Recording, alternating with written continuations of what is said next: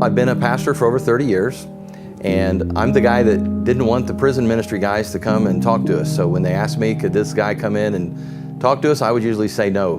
Can we just write that guy a check? We don't want him to come in here and bring everybody down. I didn't know how inspirational some of those stories could be. I thought, I don't have anything at all that I could share that would relate to these men. I don't have any connection. I don't have any experience.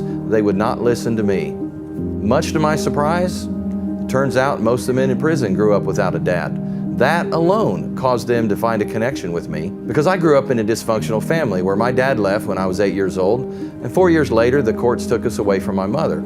So I know that just wanting to get out of the situation you're in is really not enough. What we needed was to get into God's family.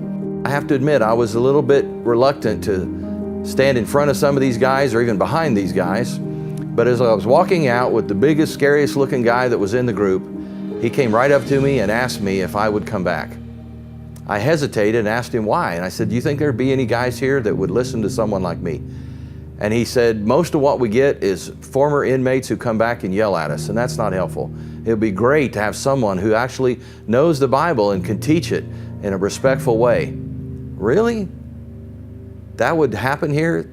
They would receive it? And he said, oh, I know a lot of guys would, and I know one. And he asked me to come back. I hear myself say that I would. And right then, he slams the gate closed. So now the verse that helps me the most is Hebrews 13:3, which says that you remember those in prison as if you were right there with them. And that's really how I feel. Now I look forward to going to prison. I have to try not to speed to get there. Time goes fast for me. I actually have one warden told me I can't stay past 9 o'clock at night because I don't need to be there after dark.